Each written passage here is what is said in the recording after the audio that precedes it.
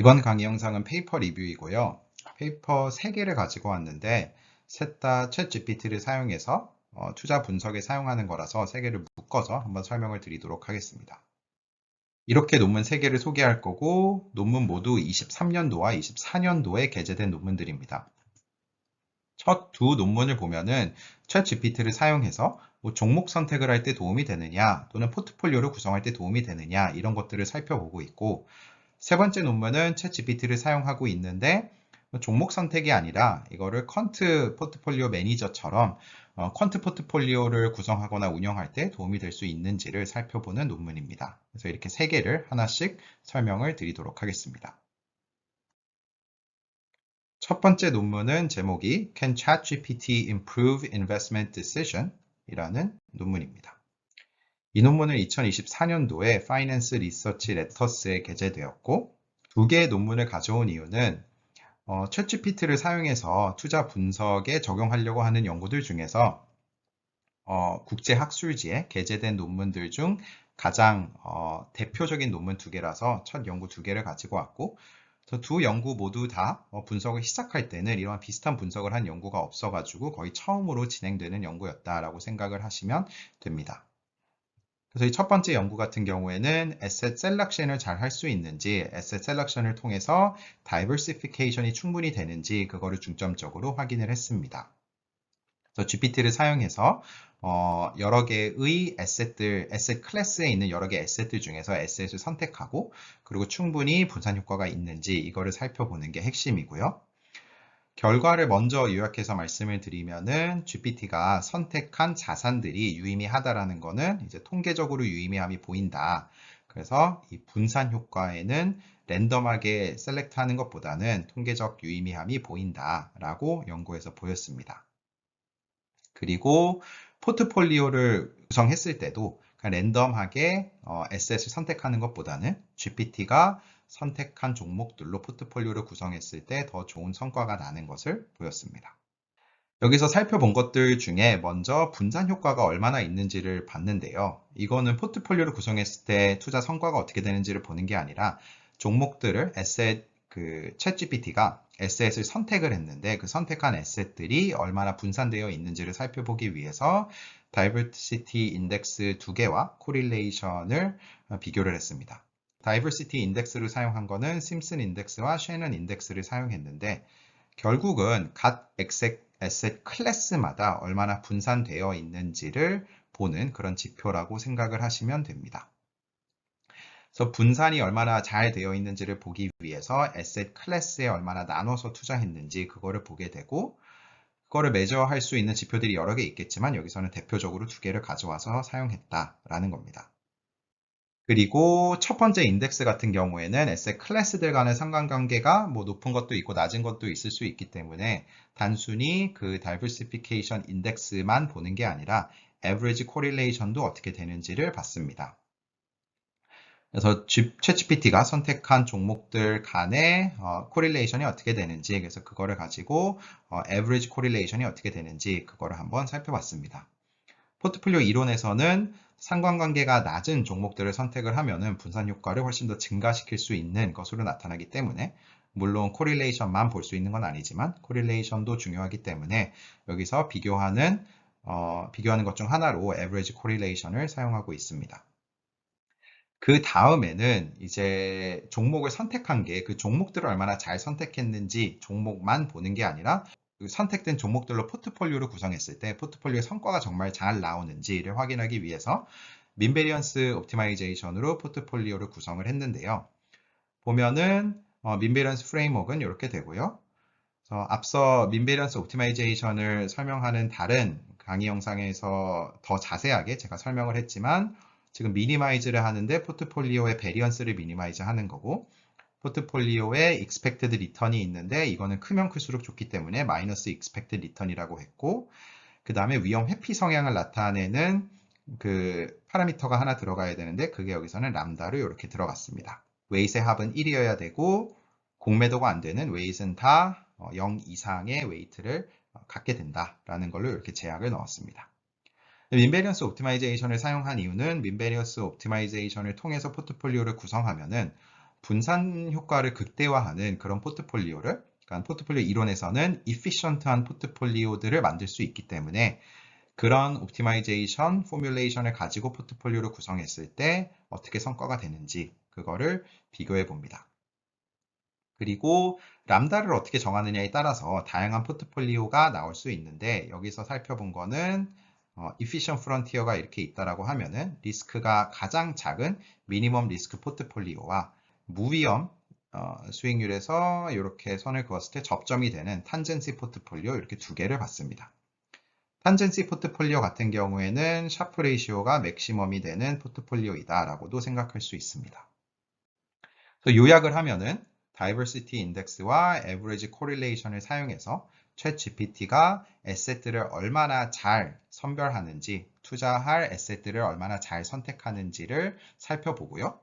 그리고 잘 선택한다는 관점을 분산 효과를 얼마나 잘하는지 그런 관점에서 살펴보는 거고요. 그 다음에 민베리언스 프레임워크에서 포트폴리오를 구성했을 때 실제로 투자 성과가 어떻게 발생하는지를 살펴봅니다. 이렇게 하면은 챗GPT가 이게 투자를 할 때, 투자 분석이나 투자 의사결정을 내릴 때 그 어시스턴트를 해주는, 포트폴리오 매니저를 어시스턴트 해주는 역할을 할 수 있지 않을까라는 것을 살펴보기 위해서 이런 분석들을 진행합니다. 데이터는 여기 아래 보시면은 일단 에셋 클래스는 이렇게 5개로 가져가고요. 그 중에 주식은 20개의 라지캡 스탁을 선택을 해서, 미국 시장에서 20개의 라지캡 스탁을 선택을 했고요. 나머지 에셋 클래스는 이렇게 5개의 자산들을 선택을 합니다. 그래서 총 40개를 가지고 챗GPT한테 물어보고 40개 중에서 에셋을 선택해라 라고 얘기를 합니다. 그리고 가져온 데이터는 21년도부터 23년 1월까지 데이터를 가지고 왔고, 이게 아마 23년도에 분석을 진행한 거라서 23년도 1월까지 데이터를 가져온 것 같고, 데일리 리턴을 사용했고, 리스크 프리는 3month treasury를 사용했다라고 합니다. GPT 3.5를 사용해서 프롬프트는 아래와 같이 좀 간단한 프롬프트로 챗GPT한테 정보를 받았는데, K개의 자산을, 종목을 선택해라 라고 하고, 여기서는 K를 그렇게 크게 가져가지는 않았습니다. K를 2개, 3개 또는 4개 이렇게 가져갔는데, 예를 들어서 K가 3개인 경우라고 하면은 이 아래 프롬프트를 보시면 Could you recommend 3 assets from the following list that would offer diversification benefits? 그래서 포트폴리오를 자산들을 선택하라고 하는데, 뭐 인덱스를 이긴다든지 알파를 추구한다든지 초과 수익을 낸다든지 이런 거를 목적으로 준 게 아니라 다이버시피케이션 베네핏을 얻기 위한 자산들을 선택해라 라고 했습니다. 그렇기 때문에 살펴보는 것도 다이버시티 인덱스와 코릴레이션 이런 것들이 어떻게 되는지를 보는 거고요. 40개의 에셋 리스트를 이렇게 제공을 하고 여기서 K개를 선택해라 이런 식으로 프롬프트를 작성했습니다. 그래서 40개 중에서 K를 선택하는 거고, 이거를 여러 번 반복했고요. 자산들이 선택이 되면은 그거를 가지고 다이버시티 인덱스 계산하고 탄젠시 포트폴리오와 미니멈 리스크 포트폴리오를 구성했고요. 포트폴리오를 구성한 다음에는 샤프 레이시오가 어떻게 되는지, 변동성이 어떻게 되는지 이런 것들을 살펴봤습니다. 그리고 GPT한테 이렇게 몇 개만 선택하라고 하면 물어볼 때마다 답변이 조금 다르게 나올 수도 있기 때문에 이거를 여러 번 반복해서 결과를 분석했다라고 합니다. 이 3개 연구를 다 소개해 드리면서 공통적으로 나오는 거는 인샘플, 아웃오샘플 이런 분석을 진행하는데 챗GPT를 사용하는 경우에는 추가적으로 학습을 시킨다거나 하지 않는 경우에는 GPT 3.5와 GPT 4 다 21년도 9월까지 학습이 되었기 때문에 아웃 오브 샘플 기간은 실질적으로 21년도 9월 이후가 돼야 돼요. 그렇기 때문에 아웃 오브 샘플 기간이 그렇게 길지는 않거든요. 이 논문도 보면은 그 이유 때문에 데이터를 21년도부터만 가지고 왔고, 그리고 21년도 1년은 여기는 지금 인샘플이라고 했는데 그 아웃 오브 샘플을 결국 22년도부터 이렇게 테스트를 진행을 했습니다. 그리고 22년도부터 이 논문은 13개월 동안만 분석을 진행했기 때문에 13개월이면 데이터 길이가 그렇게 길지는 않아서 그래서 다양한 에셋들, 여러 개의 에셋들을 선택해라 라고 하는 것보다는 포트폴리오를 구성할 때 너무 종목이 다양하면은 포트폴리오 옵티멀 웨이트를 계산하기가 좀 어렵기 때문에 아무래도 그 이유 때문에 K를 2, 3, 4로 가져간 것 같습니다. 데이터가 짧은 거는 어쩔 수 없다라고 저자들이 얘기를 하지만 이건 GPT를 사용하는 모든 연구들에서 공통적으로 어쩔 수 없는 상황인데 그래도 분석을 해서 어떤 영향이 있는지를 보는 게 의미가 있기 때문에 이 논문에서도 좀 짧은 기간이지만 분석을 진행합니다. 결과를 보면은 첫 번째로는 Diversity Index가 어떻게 되는지 이렇게 두 개를 가져와서 비교를 했고요. 랜덤하게 선택하는 것과 챗GPT가 선택하는 것을 비교를 했을 때 이렇게 K는 2, 3, 4로 비교를 했을 때 랜덤한 것보다는 항상 챗GPT를 사용했을 때의 Diversity Index가 더 크게 나온다라는 거고 비교를 했을 때 항상 통계적으로 유의미하게 더 크게 나온다라는 겁니다. 그래서 적어도 챗GPT가 랜덤하게 선택하는 것보다는 조금 더 좋은 것 같다라는 결론을 1차적으로 내릴 수가 있고요. 그 다음 두 번째는 average correlation을 봤는데 average correlation 같은 경우에는 챗GPT를 사용했을 때 더 내려갔다라는 것을 볼 수가 있습니다. 그리고 이거 역시 통계적으로 유의미하게 나왔다. 그래서 챗GPT가 선택한 게 average correlation까지 diversity를 보는 세 개의 지표라고 하면은 세 개의 지표 모두 다 챗GPT가 더 분산되어 있다라는 결론을 내릴 수가 있고 모든 결론이 다 통계적으로 유의미하게 랜덤하게 선택하는 것보다는 더 좋다라고 결론을 내릴 수가 있습니다. 다른 거를 본 건 아니고 다시 말씀드리지만 프롬프트에서도 diversification benefit을 물어봤기 때문에 diversification effect만 일단 본 거고요. 그거를 봤을 때는 챗GPT가 잘 고르는 것 같다라고 할 수 있습니다. 그 다음에 이렇게 선택된 종목들을 가지고 포트폴리오를 구성해서 out of sample 기간 동안 포트폴리오의 성과가 어떻게 되는지를 살펴봅니다. 먼저 탄젠시 포트폴리오부터 보고 포트폴리오의 리스크, 표준 편차와 리스크 어저스트 리턴 샤프 레이시오를 비교해서 봅니다. 그래서 이 기간 동안에는 뭐 수익률은 좋지 않아 가지고 expected return 같은 경우에는 음수다라고 나와 있는데 이게 리스크를 추구하는 포트폴리오를 구성한 것은 아니기 때문에 분산 효과를 통해서 리스크가 줄었는지 그리고 리스크 대비 리턴 이렇게 그 리스크를 리턴으로 나눈 샤프 레이시오 같은 거를 봤을 때는 더 좋아졌는지 그것들을 살펴보고 있습니다. 일단 표준 편차를 보면은 리스크 계산한 거를 보면은 챗GPT가 이렇게 더 작아졌다라는 거를 1차적으로 보여주고 있고요. 샤프 레이시오 같은 경우에는 사실 마이너스 샤프 레이시오를 해석하는 거는 항상 직관적이지는 않지만 근데 지금 요 결과를 보면은 기대 수익률도 나아졌고, 그러니까 아주 큰 음수에서 아주 작은, 조금 더 작은 음수가 됐기 때문에 나아졌고, 그리고 리스크도 감소했기 때문에 샤프 레이시오 차원에서 더 좋아졌다라는 식으로 해석을 할 수 있을 것 같습니다. 미니멈 리스크 포트폴리오를 봤을 때도 미니멈 리스크는 샤프 비율처럼 뭐 수익률을 반영하는 그런 포트폴리오는 아니기 때문에 리스크가 줄어들었는지 그게 가장 중요한 거고 변동성을 살펴보면은 챗GPT가 선택한 에셋들을 가지고 포트폴리오를 구성했을 때 이렇게 리스크가 줄어들었다라는 것을 확인할 수가 있습니다. 여기 분석한 거를 결론을 요약하면은 챗GPT가 종목을 선택하는 그 능력을 한번 확인을 해본 거고 다이버시피케이션 베네핏이 있는지를 살펴봤는데 충분히 그런 베네핏이 랜덤하게 선택하는 것보다는 있는 것 같다. 그렇기 때문에 뭐 랜덤한 거랑 비교를 했기 때문에 뭐 당연히 나올 수도 있지 않을까라는 생각을 할 수도 있지만 근데 개인 투자자 같은 경우에는 뭐 투자의 경험이 많이 없다던가 아니면은 전문 역량이나 이론 베이스가 좀 부족하다라고 하면은 그러면은 이런 정보들을 사용할 수가 충분히 있는 거고요. 그리고 전문 투자자 같은 경우에도 지금 단순히 다이버시피케이션 베네핏을 위해서 선택해라라는 간단한 프롬프트만 물어봤는데도 도움이 된다라고 하면은 훨씬 더 다양하게 챗GPT와 소통을 하면서 또는 정보를 얻어내면서 투자 분석을 하거나 투자 의사결정을 할 때 도움이 될 수 있을 것 같다라고 이렇게 결론을 내리고 있습니다. 두 번째로 소개하는 논문 제목은 ChatGPT Based Investment Portfolio Selection입니다. 두 번째 논문은 논문도 더 길고 분석도 더 많이 진행했고 23년도에 Operations Research Forum에 게재된 논문입니다.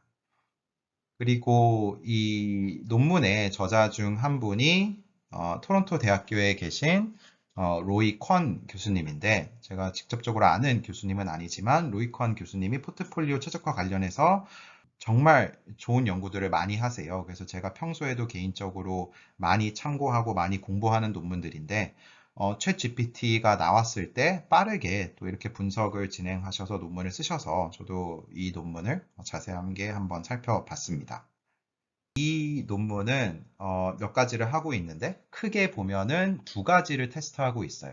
첫 번째는 챗 GPT가 종목을 잘 선택할 수 있는지, 그리고 여기서는 인덱스를 아웃퍼폼 하기 위한 종목들을 선택해라 라고 그렇게 프롬프트를 주거든요. 그래서 실제로 S&P 500 S&P 500 안에 있는 종목들을 가지고 S&P 500보다 성과가 더 잘 나오게 투자를 하고 싶은데 그때 어떤 종목들을 선택해야 되는지를 물어봅니다. 그게 첫 번째이고, 종목 선택을 얼마나 잘하는지. 두 번째는 그럼 그 종목들 가지고 투자를 할 때 투자 비중을 어떻게 가져가야 되는지, 포트폴리오 웨이트까지 챗 GPT한테 물어봅니다. 그래서 그 두 개를 다 확인을 하게 돼요. 결론을 먼저 말씀을 드리면은 챗 GPT가 종목을 선택하는 거는 유의미한 결과가 나왔고요. 근데 챗 GPT가 포트폴리오 웨이트까지 제한한 걸로 투자한 경우에는 포트폴리오 최적화 모델을 쓰는 것보다는 더 좋지 않은 성과가 나왔습니다. 이 논문에서는 챗GPT-4 모델을 사용하고 있고요. 그리고 첫 번째 논문과 비슷하게 out of sample은 당연히 21년도 9월 이후로 테스트를 진행합니다. 여기서 GPT를 사용하는 이유들을 조금 적었는데, GPT는 당연히 과거 히스토리컬 리턴만 보는 것만 아니라 다양한 텍스트를 보기 때문에 그 텍스트에 이제 센티멘트가 포함되어 있을 거다. 그리고 물론 언급이 많이 된 종목들이 있을 거고 언급이 많이 된 기업들이 있기 때문에 거기에서 발생하는 바이스가 충분히 있을 수는 있지만, 그래도 많이 발생하는 이유가 있을 거고 그게 긍정적으로 많이 발생하는 경우에는 그 포지티브 센티멘트를 투자에 반영하면은 더 좋은 성과가 날 수 있다. 그런 것들을 확인하기 위해서 연구를 진행했습니다. 오브젝티브 1, 2를 제가 이렇게 요약을 했는데, 오브젝티브 1 같은 경우에는 챗 GPT의 스탁 피킹 어빌리티를 확인을 한 거고요.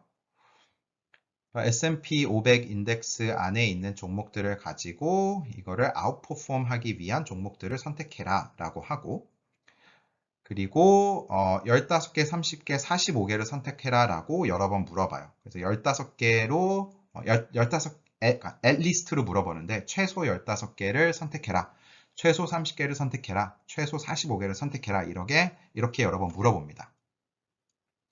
그리고 뒤에 가서 얘기하는 거는 GPT한테 이렇게 최소 몇 개라는 제약을 두지 않고 물어봤을 때 대략 15개 정도를 선택했다라고 해요.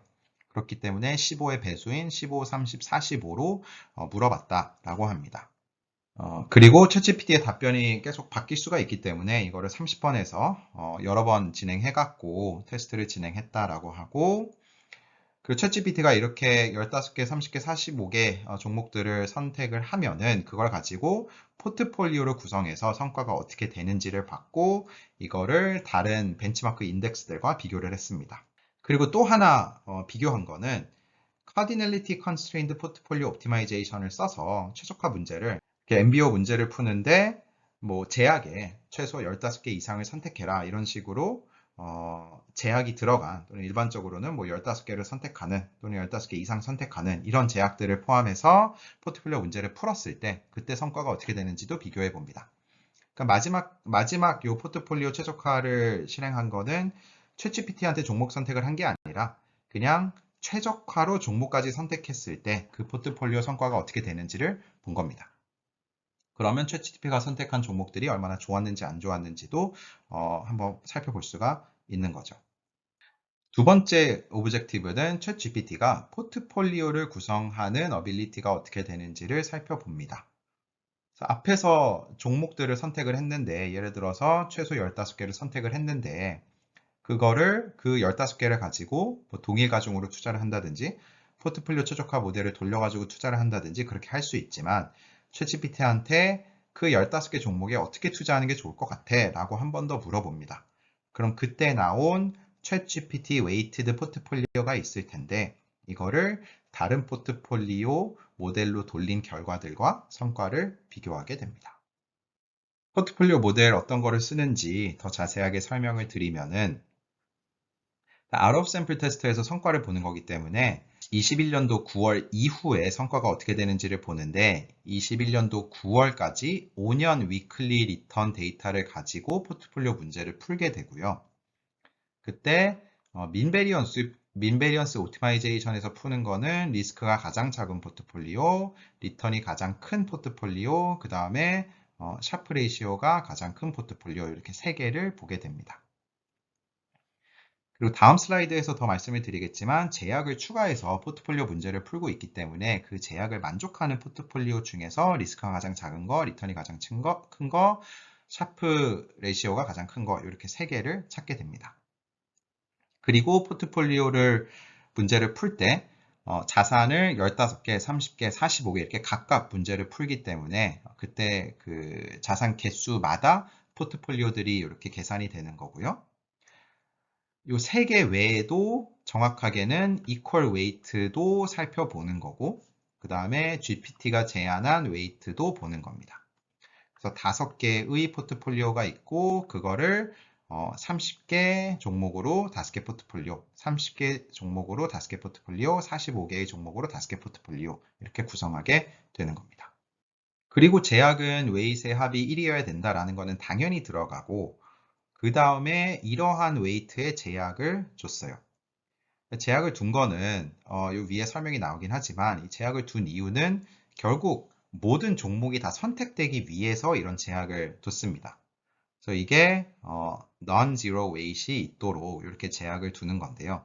이 제약을 두는 이유는 지금 챗GPT한테 최소 15개, 최소 30개, 최소 45개 이렇게 물어봤는데 만약에 이런 제약이 없어가지고 종목을 뭐 5개만 가지고 포트폴리오를 구성할 수 있는 상황이다 라고 하면은 GPT가 15개를 제안했어도 그 중에 5개만 쓰고 30개를 제안했어도 그 중에 5개만 쓰고 45개를 제안했어도 그 중에 5개만 쓰면 결국 5개만 사용한 포트폴리오들이 나올 거기 때문에 챗GPT가 선택한 종목들이 얼마나 의미가 있으며 실제로 초과 수익이 발생하는 포트폴리오를 구성할 수 있는지는 확인할 수 없기 때문에 그 종목들을 다 사용하는 포트폴리오를 구성하기 위해서 이렇게 제약을 두게 됩니다. 앞서 말씀드린 것처럼 이제 Cardinality Constraint Optimization을 사용한 포트폴리오들도 만들게 되고요. 그때 Cardinality Constraint가 포함된 Minimum Variance, Max Return, Max Sharpe Ratio 이렇게 3개까지 추가가 됩니다. 이거 역시 당연히 15개, 30개, 45개마다 이렇게 3개씩 추가가 되는 겁니다. 또 GPT한테 물어본 프롬프트를 보면은 이렇게 물어봤어요. Using a range of investment principles taken from leading funds, create a theoretical fund comprising of at least X stocks from the S&P 500 with the goal to outperform the S&P 500 index. 투자 철학이나 이론들 기반으로 리딩 펀드들이 어떤 식으로 투자하는지 그런 정보들을 사용해서 S&P 500 종목들 중에 적어도 X개를 선택하고 투자의 목적은 S&P 500 인덱스를 아웃퍼폼 하는 거다라고 이렇게 프롬프트를 줍니다. 이렇게 물어봤을 때 앨리스트 15개라고 하면은 15개에서 20개 사이의 종목이 선택된다라고 하고요. 앨리스트 30 또는 45 하면은 대략 이렇게 플러스 5 사이에서 종목들이 선택된다라고 합니다.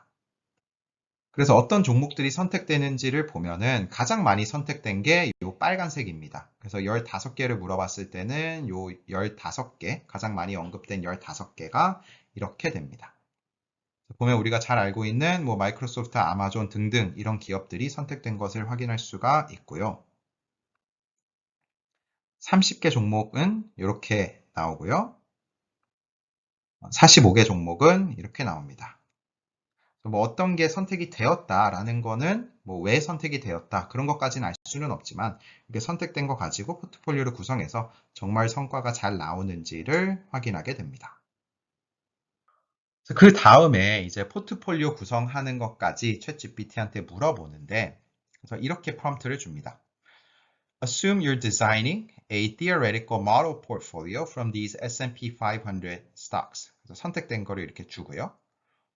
Provide a hypothetical example of how you might distribute the weightage of these stocks. Normalized weight should add up to 1. In the portfolio to potentially outperform the S&P 500 index.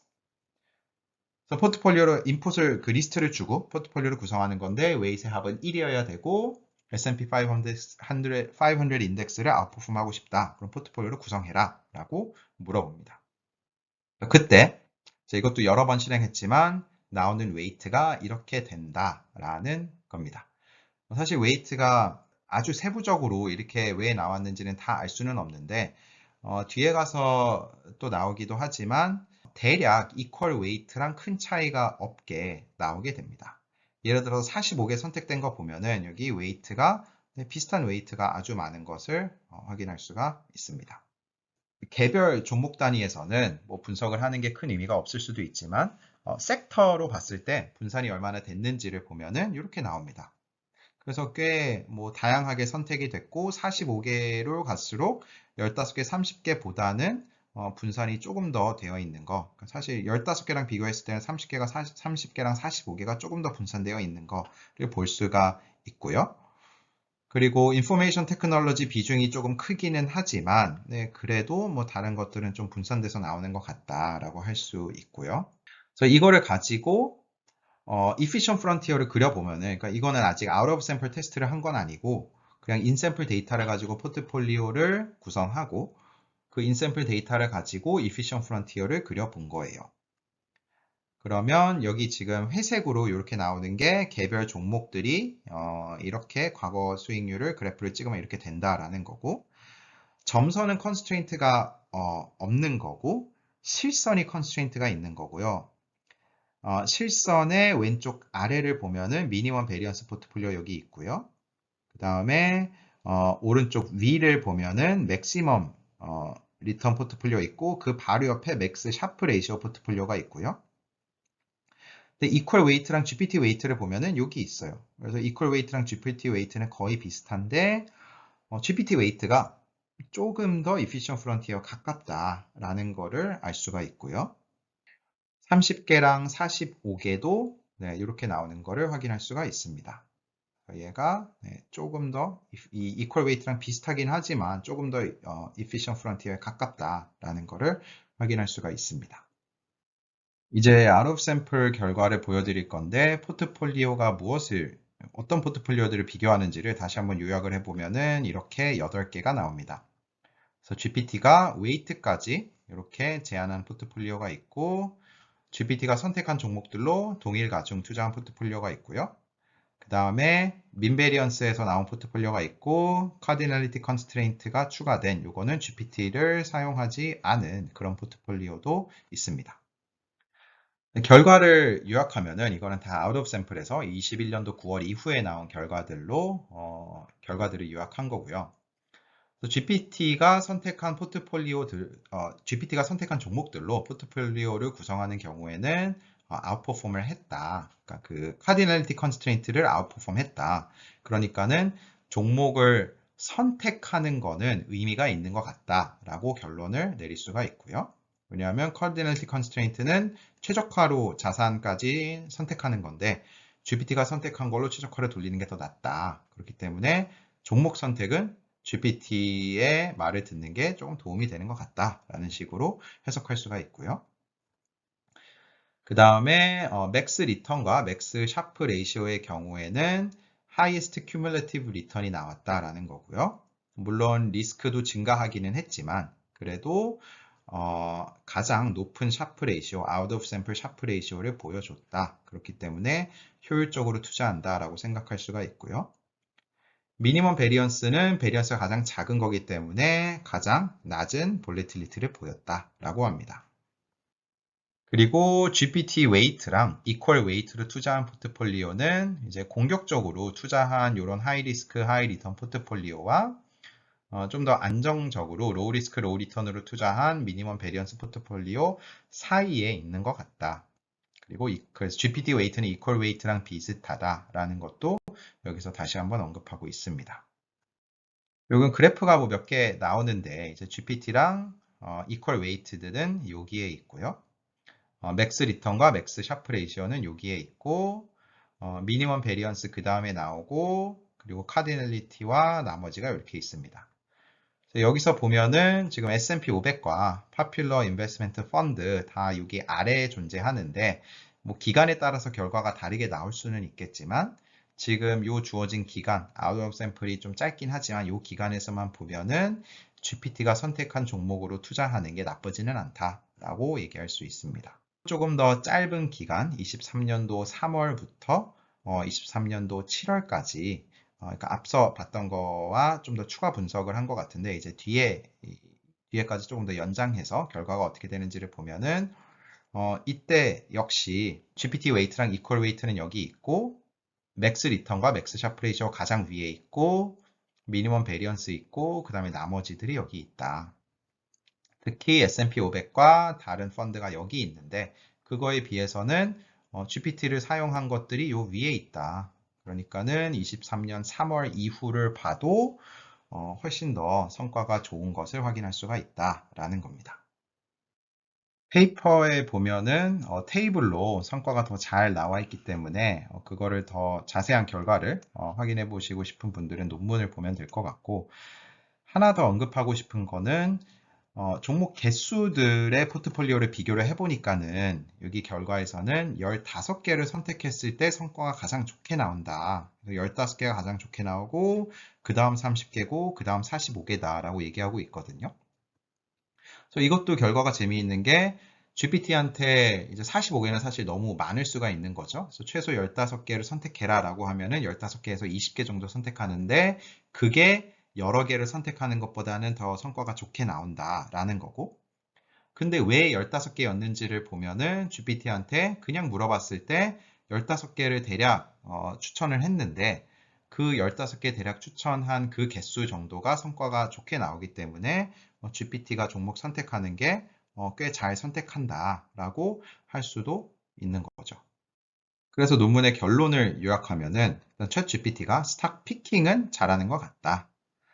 근데 포트폴리오를 구성하는 거는 아직은 조금 아닌 것 같다. 그렇기 때문에 이거를 포트폴리오 모델과 컴바인을 해서 사용하면은 좋은 성과가 나올 수 있다 라고 얘기하고 있고 뭐 이런 것들은 앞으로 다양하게 적용이 될 수 있을 것 같다 라고 결론을 짓고 있습니다. 세 번째 논문은 What if ChatGPT were a quant asset manager? 입니다. 이 논문은 제가 작업한 거고요. 제가 23년도에 게재한 논문이고 앞서 두 논문을 보고 나서 좀 다르게 분석을 진행하고 싶어서 챗GPT를 사용하긴 했지만 다르게 투자에 활용할 수 있는 방법을 제안한 그런 연구입니다.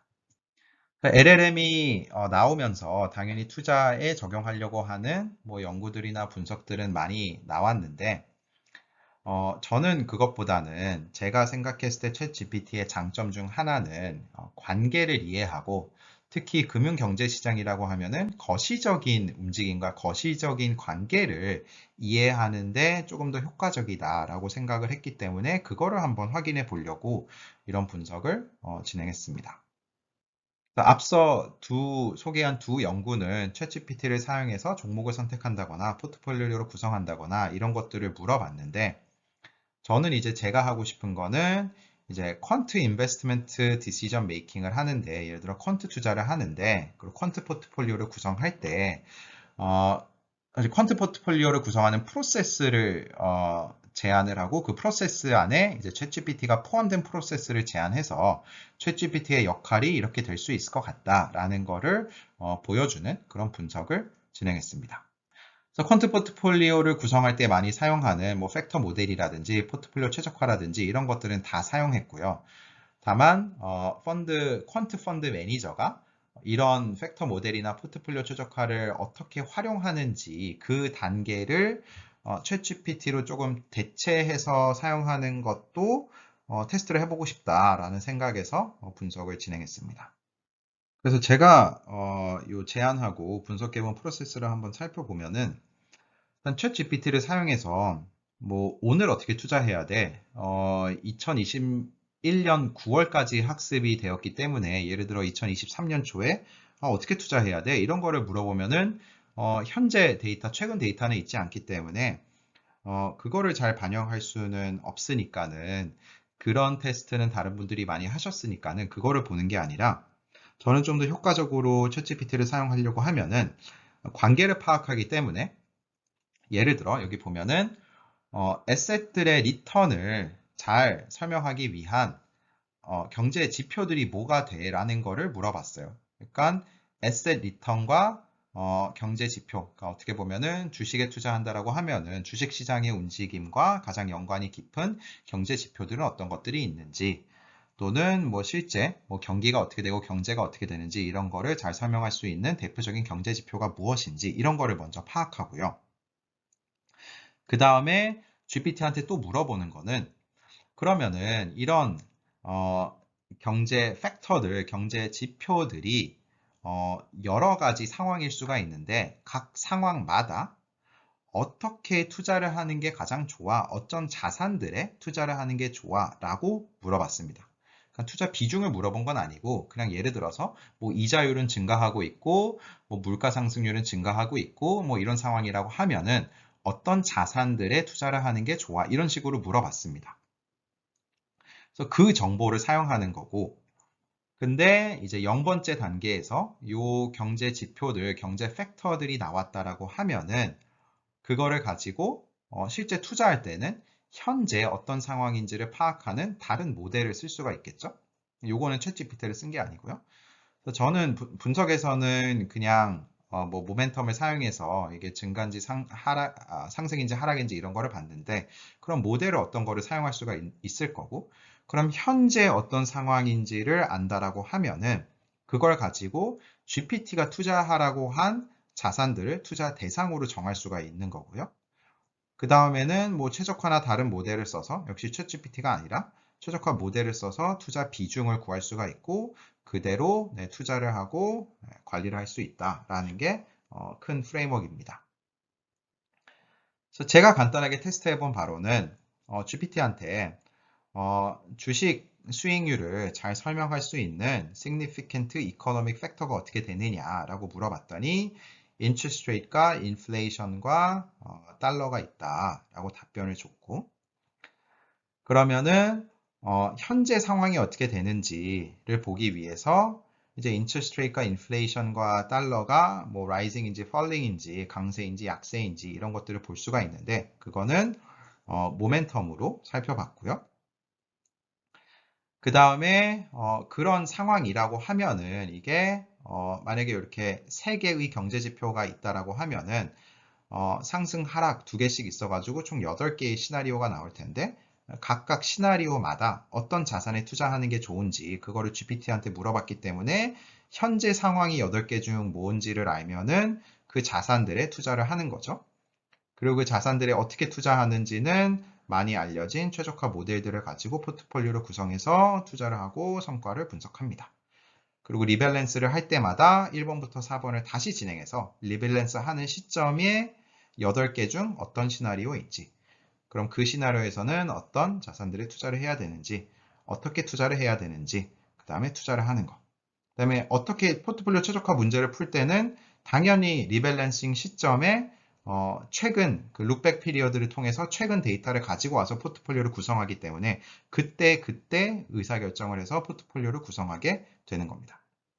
그래서 이런 식으로 백테스트도 진행했고 GPT 아웃 오브 샘플이기 때문에 21년 9월 이후에 모든 거를 아웃 오브 샘플로 테스트를 진행해서 결과가 어떻게 되는지를 한번 살펴봤습니다.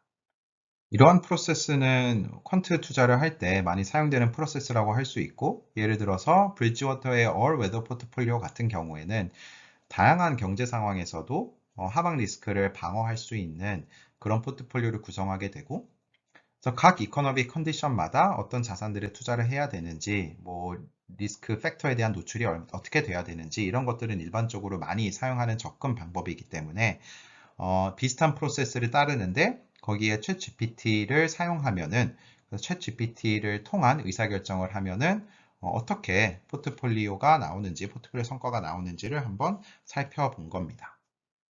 그리고 사용한 포트폴리오 모델은 이퀄 웨이트 기본적으로 가져갔고, 글로벌 미니멈 베리어스, 미니멈 리스크 포트폴리오 가져갔고, 민 베리언스 포트폴리오에서 기대 수익률이 애뉴얼라이즈드 5%인 거 사용했고요.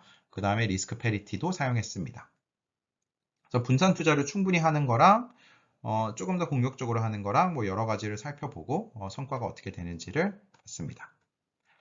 특히 뭐 이퀄 웨이트는 뭐 간단하긴 하지만 GMB랑 리스크 페리티 포트폴리오 같은 경우에는 챗GPT의 레커멘데이션을 잘 살펴볼 수 있는 게 아주 공격적으로 하는 게 아니라 충분히 분산되고 분산된 포트폴리오들이기 때문에 이 자산들을 얼마나 잘 선택했는지를 살펴볼 수 있기 때문에 이런 것들을 포함해서 분석을 진행했습니다. GPT한테 물어본 프롬프트는 다음과 같은데요. 일단 GPT 3.5를 사용했고 첫 번째로 물어본 거는 주식시장의 수익률을 설명하기 위해서 가장 의미가 있는 경제 지표가 어떻게 되는지를 물어봤습니다. 정확한 프롬프트는 이렇게 되고 7개를 선택 7개 중에 3개를 선택하도록 그렇게 물어봤고 이 7개를 선택한 이유는 사용할 수 있는 경제 지표들 중에서 monthly 데이터를 사용할 수 있는 것들을 가져와서 나중에 테스트를 할 때 이게 분기별로 있으면은 실제 투자 분석에 그렇게 유의미하게 활용되지 않기 때문에 monthly로 계산이 가능한 것들을 가지고 와서 물어봤습니다.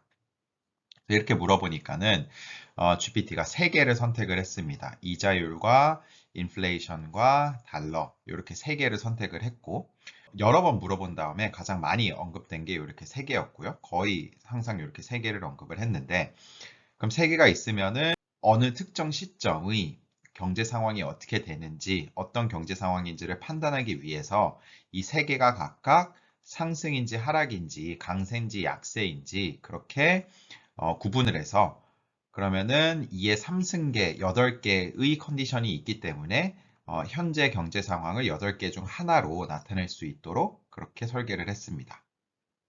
다시 언급을 하면은 레이시 있는데 인트레스트 레이시 상승할 수도 있고 하강할 수도 있고 인플레이션 같은 경우 상승 구간일 수도 있고 하강일 수도 있고 달러 같은 경우 강세일 수도 있고 약세일 수도 있고 그렇기 때문에 이것들의 컨비네이션을 보면 8개가 있다.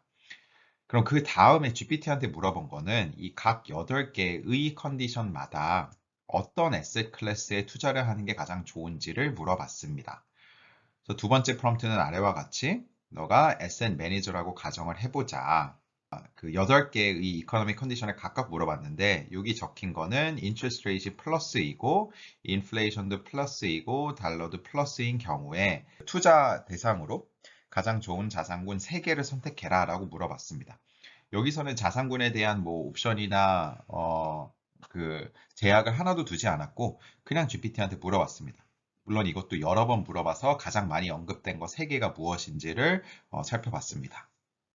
그래서 요약을 해보면 이렇게 됩니다. 중요한 게 인트레스트 레이트과 인플레이션과 US 달러였는데 8개의 이코노미 컨디션이 있고 각 컨디션마다 GPT한테 3개의 에셋 클래스를 물어봤기 때문에 3개의 에셋 클래스를 알려줬고요.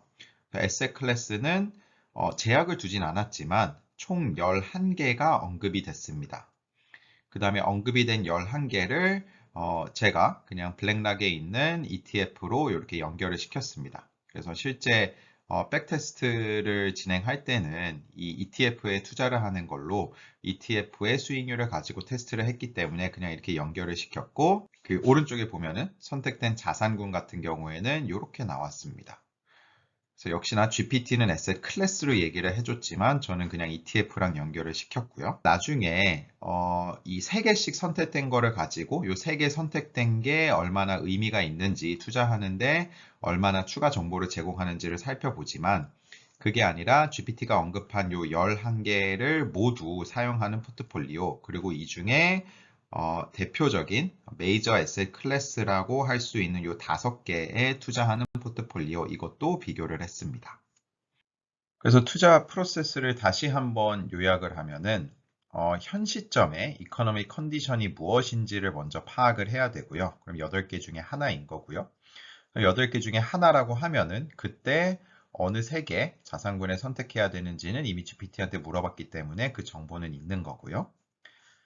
그래서 이 3개의 자산군의 리스트는 매달 바뀔지 몰라도 항상 3개에만 투자하는 포트폴리오를 구성하게 됩니다. 그래서 그렇게 다양하게 아주 많이 분산 투자를 하는 거는 아니죠. 그렇기 때문에 GPT가 얼마나 3개를 잘 선택했는지 그거를 확인해 볼 수가 있고요. 그리고 GPT가 얼마나 자산군들을 잘 선택했는지를 확인하기 위해서 GPT를 사용하지 않은 포트폴리오들과도 비교를 하고요. 좀 전 슬라이드에서 말씀드린 것처럼 11개를 다 사용하는 것, 그리고 메이저 에셋 클래스 5개 사용하는 것과도 비교를 했습니다. 그 인샘플 테스트를 진행하고 그 다음에 아웃 오브 샘플 테스트를 진행했는데요. 여기서 인샘플 테스트라고 얘기를 하는 거는 이제 GPT 인샘플 테스트가 돼서 GPT가 학습을 한 학습 기간인 21년도 9월 이전까지를 이제 인샘플 테스트라고 얘기를 합니다. 13년도부터 2021년도 9월까지 진행을 했는데 13년도부터 시작한 이유는 ETF 데이터가 모든 게 있는 거를 살펴보다 보니까는 13년 정도가 돼서 그때부터 시작을 했고 그 다음에 이거를 실제 백테스트를 하려고 하면은 리밸런스를 하는 각각 시점마다 그 8개의 이코노믹 컨디션 중에 어떤 컨디션인지 그거를 확인해야 되는데 이게 상승인지 하락인지 강세인지 약세인지 그거를 보기 위해서는 복잡한 모델을 쓴 게 아니라 단순히 그냥 모멘텀을 봤습니다. 그러니까 이자율이 상승하는지 물가가 상승하는지 이런 거를 그냥 단순 모멘텀으로 계산을 했습니다. 그래서 모멘텀을 이제 단기부터 좀 12개월 모멘텀까지 보고 이게 rising인지 falling인지 그거를 정하고 rising인지 falling인지 이게 나오면 8개의 이코노믹 컨디션 중에 무엇인지가 정해지기 때문에 투자할 3개의 자산군도 정해지는 거고요. 그 다음에 3개의 자산군으로 어떻게 투자를 할지는 이제 포트폴리오 최적화 모델로 투자 비중을 구했습니다. 인샘플 결과에서는 포트폴리오 최적화 모델을 쓰기 전에 그냥 이퀄 웨이트로 비교를 했고요. 이퀄 웨이트로 비교를 먼저 해본 이유는 사실 인샘플은 뭐 GPT가 학습을 한 기간이기 때문에 당연히 GPT가 선택한 게 뭐 더 의미가 있게 나와야 하는 건데 GPT가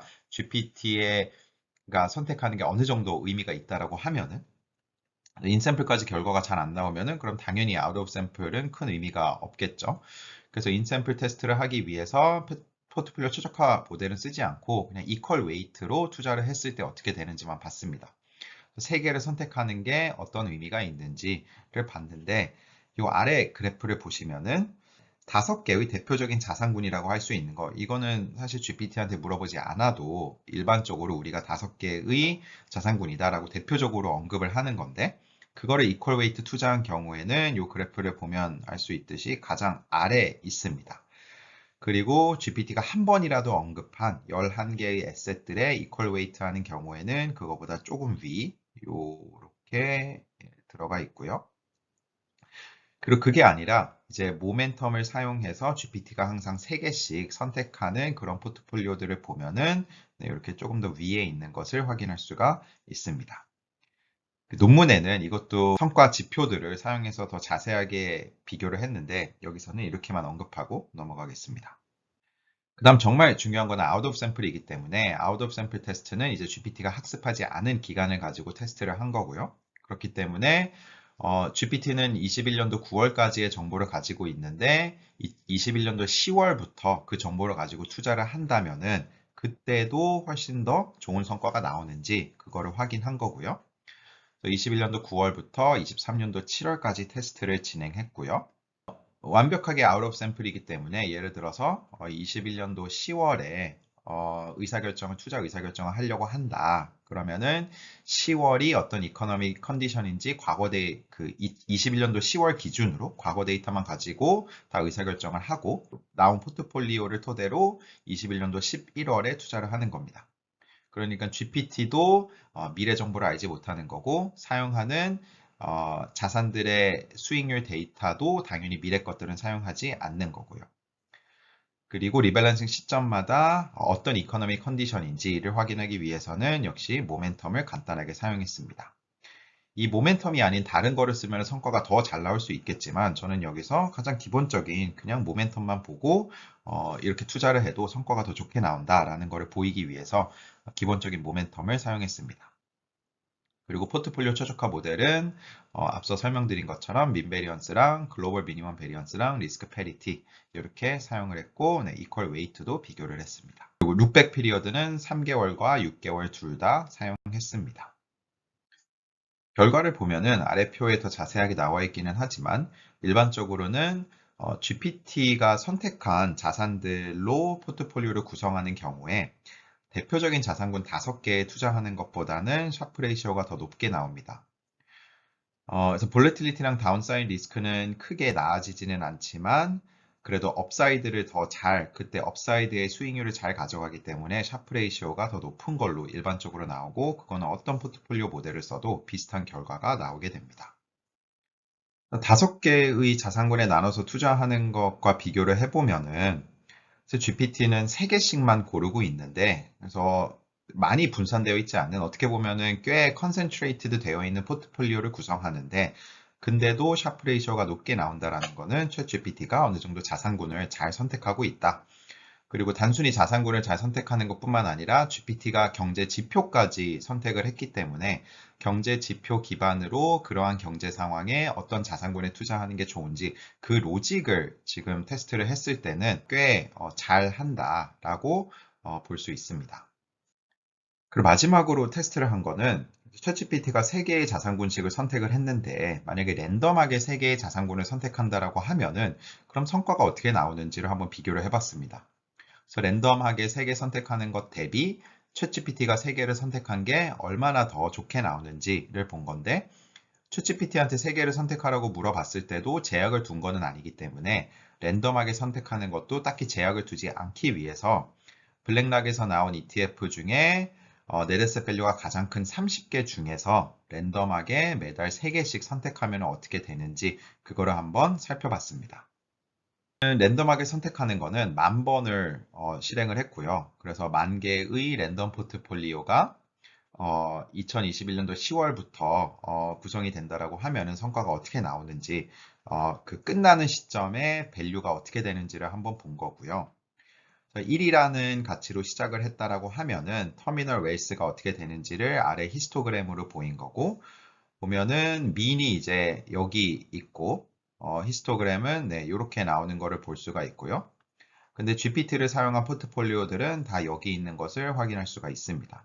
그래서 퍼센타일로 보면은 어떤 그 모멘텀을 사용했든지 상관없이 탑 18에서 42%타일 안에는 존재를 했다. 그래서 조금 더 성과가 좋은 것도 있고 조금 더 안 좋은 것도 있지만 랜덤하게 하는 것보다는 다 더 좋게 나왔다. 그렇기 때문에 챗GPT를 사용하는 게 어느 정도 추가 정보를 주는 것 같고 여기서 현재가 어떤 경제 상황이냐라고 하는 거는 아주 간단하게 모멘텀을 썼는데 다른 국면이나 경제 상황이나 이런 거를 모델링 할 수 있는 복잡한 게 아니라 그냥 간단하게 모멘텀을 썼는데도 이렇게 나왔다라는 거는 훨씬 더 개선시킬 수 있다라는 것도 알 수 있기 때문에 유의미한 결과인 것 같습니다. 그래서 요약을 하면은 단순히 경제 지표 가지고 자산군들을 선택하고 그거를 투자에 활용하려고 하면은 그때 타임 시리즈 분석만 한다고 했을 때는 타임 시리즈 기간이 그렇게 길지 않기 때문에 뭐 리그레션을 쓰건 뭐를 쓰건 아주 유용한 결과가 나오지 않을 수도 있는데 챗GPT 같은 경우에는 타임 시리즈 데이터만 쓰는 게 아니라 텍스트 데이터로 관계를 어느 정도 파악할 수 있기 때문에 그거를 활용할 수 있는지를 살펴본 건데 어느 정도 도움이 된다라는 결과가 나오는 것 같고요. 그래서 경제 지표 가지고 뭔가 분석을 하려고 할 때는 이 타임 시리즈의 기간, 그 다음에 주기, 그것 때문에 빠른 의사결정은 뭐 예를 들어서 월별 의사결정에 반영하는 게 그렇게 쉽지는 않은데 이런 방식을 쓰면은 그런 것들도 활용할 수 있다라는 거를 보였습니다.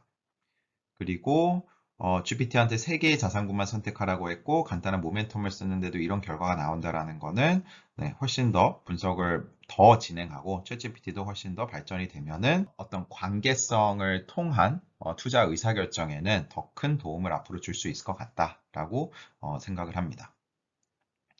이번 강의 영상에서는 크게 3가지 페이퍼를 봤는데요. 셋 다 챗GPT를 어떻게 활용할지에 대한 건데 뭐 앞으로 이런 연구들은 많이 나올 것 같아요. 단순히 뭐 수익률 예측을 하라 그게 아니라 투자 의사결정에 챗GPT를 어떻게 활용할 수 있는지에 대한 연구들이 많이 나올 것 같은데 또 모아가지고 다시 한번 제가 강의 영상으로 준비하도록 하겠습니다.